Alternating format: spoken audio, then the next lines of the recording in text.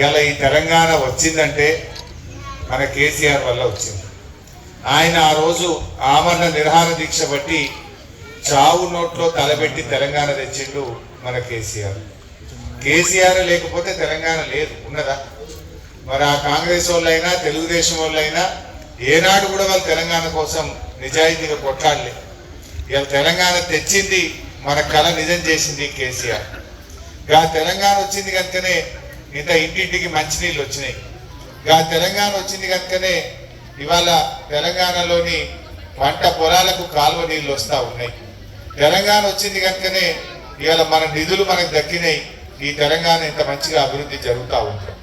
ఒకప్పటి తెలంగాణ అంటే మనందరం కూడా పని దొరకక వలసపోయే పరిస్థితి, బతకబోయే పరిస్థితి. కానీ కేసీఆర్ తెలంగాణ తెచ్చిన ఈ 10 ఏళ్లలో తెలంగాణకు ఒక మంచి రూపం తెచ్చింది. ఇలా బాయిల కాడ బోర్ల కాడ మంచిగా కడుపు నిండా కరెంట్ ఇచ్చింది కేసీఆర్ కాదా? 200 పెన్షన్ 2000 చేసింది కేసీఆర్ కాదా? ఇంటింటికి మంచినీళ్ళు ఇచ్చి అక్క చెల్లెల కష్టాలు తీర్చింది మన కేసీఆర్ కాదా? ఆడపిల్ల పెళ్లి పెట్టుకుంటే 1,00,000 రూపాయలు ఇచ్చి సాదుకున్నది, కాపాడుకున్నది, సాయం చేసింది కేసీఆర్ కాదా? సర్కారు దవాఖానాలను మంచిగా చేసి అటు తూప్రాన్లో కానీ ఇటు గజ్వేల్లో కానీ ఆసుపత్రిని బాగా చేసి పేదలకు మంచి వైద్యం అందించింది మన కేసీఆర్. ఇవాళ ఎన్నో కార్యక్రమాలు జరిగినాయి. మనోరాబాద్ కూడా కొత్త మండలం చేసుకొని ఒక పిహెచ్సిని కూడా ఏర్పాటు చేసుకున్నాం. మరి ఇప్పుడు వచ్చిన కొత్త ప్రభుత్వం ఏమంటుందంటే అన్ని చూస్తామంటుంది. గిన్ని జిల్లాలు అవసరమా, గిన్ని మండలాలు అవసరమా, ఇవి కొన్ని కమ్మి చేద్దామని మాట్లాడుతుంది. మండలాలు తీసేయాలన్నా మనోరాబాద్? మెదక్ జిల్లా పోవాలన్నా? మండలాలు కమ్మి చేస్తారట, జిల్లాలు కమ్మి చేస్తారట. ఏందో మరి ఇప్పుడు కరెంటు మేమేదో కొత్త పాలసీ తెస్తామంటుండు. ఏం కొత్త తెస్తావు?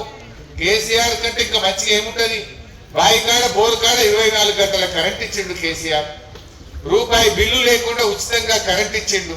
ఫ్యాక్టరీలకు కరెంట్ ఇచ్చిండు. మోటార్లు గాల్తలేవు మున్పటి లెక్క, ట్రాన్స్ఫార్మర్లు గాల్తలేవు. మరి నువ్వు కొత్త తెస్తా అంటే ఇది మళ్ళీ పాత కాంగ్రెస్ లెక్క తెస్తావా ఏంటి? ఎందుకంటే కాంగ్రెస్ ఉండగా దొంగరాత్రి కరెంట్ వస్తే బాయి కాడ కళ్ళల్లో వత్తులు వేసుకొని చూసే రోజులు ఉండే. యాసంగి పంట మీద మోటార్ కాలకుండా, ట్రాన్స్ఫార్మర్ కాలకుండా పంట చేతికి రాకపోతుండే.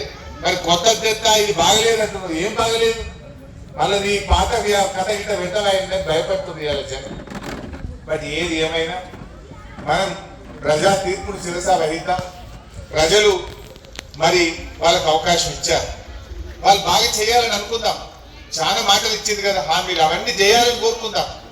చేస్తే మంచిది, చేయకపోతే మళ్ళీ అదే ప్రజలు మళ్ళీ మా కేసీఆర్ సార్ కావాలని మన కేసీఆర్ దిక్కే చూస్తారు. ఓపిక పడదాం, మనం కూడా తొందరపడేదేం లేదు. ఏదైనా ఒక సామెత ఉంటుంది, నిజం నిలకడ మీకు తెలుస్తుందట. ఒక సామెత ఏముంటుంది తెలంగాణలో, నిజం గడప దాటక ముందే అబద్ధం ఊరంతా చుట్టేస్తుందట. ఈ గట్ల అయిపోయింది మన పని.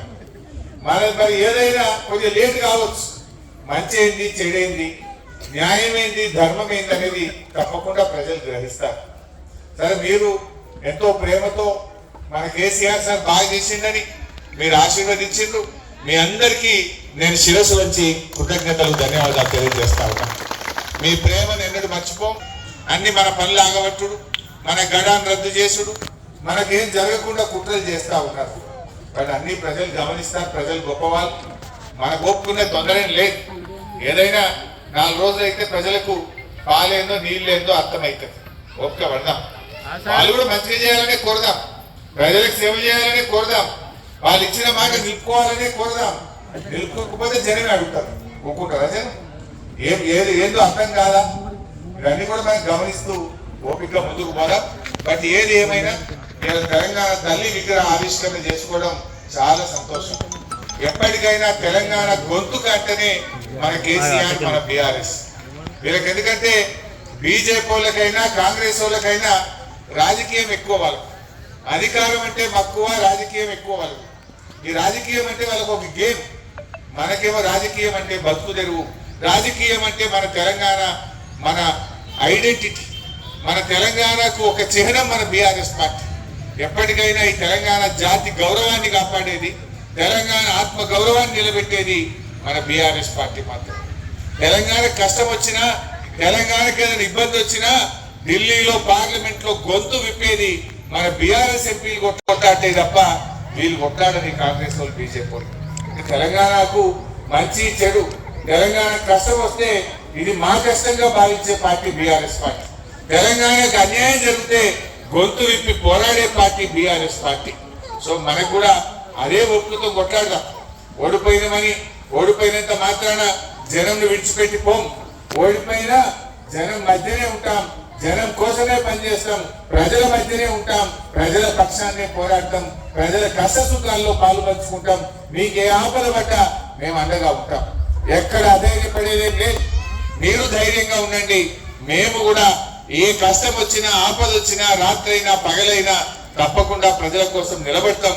ప్రజలకు మంచి జరగాలని, ప్రజలు అనుకున్న పనులు జరగాలని మీ పక్షాన మేము ఎప్పుడు కూడా నిలబడి పనిచేస్తాం.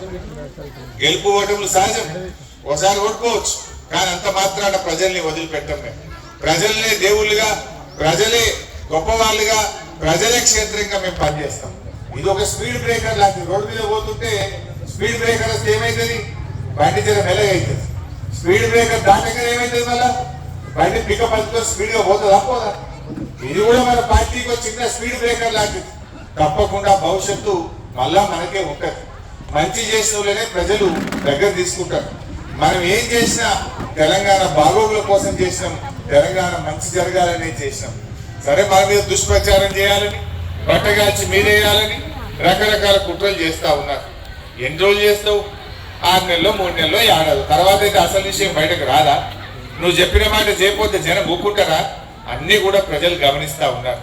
మనం కూడా అదే ఓపికతో ముందుకు పోదాం. బట్ ఏది ఏమైనా మా స్థానిక ఎంపీపీ, జడ్పీ చైర్మన్ అమ్మ, ప్రతాప్ అన్న, ఎలక్షన్ అన్న, మేమందరం కూడా ఎల్లవేళలా మీకు అందుబాటులో ఉంటాం. మీ పక్షాన అసెంబ్లీలో గొంతు విప్పుతాం. ఎక్కడ మీకు అన్యాయం జరిగినా, ఎక్కడ మీకు చిన్న వాళ్ళు ఇచ్చిన మాట నిలబెట్టుకోకపోయినా మీ పక్షాన అసెంబ్లీలో కొట్లాడటం, వాళ్ళ మెడలు వచ్చి తప్పకుండా ప్రజలకు న్యాయం జరిగేదాకా, ప్రజలకు ఇచ్చిన హామీలు అమలు చేసేదాకా మీ పక్షాన పోరాటం అని చెప్పి కూడా మనం చేసుకుంటూ జై తెలంగాణ. మరిన్ని వీడియోస్ కోసం ఛానల్ ని సబ్స్క్రైబ్ చేయండి. లేటెస్ట్ అప్డేట్స్ కోసం వాట్సాప్ ఛానల్ ని ఫాలో చేయండి. అండ్ లింక్ డిస్క్రిప్షన్ లో ఉంది.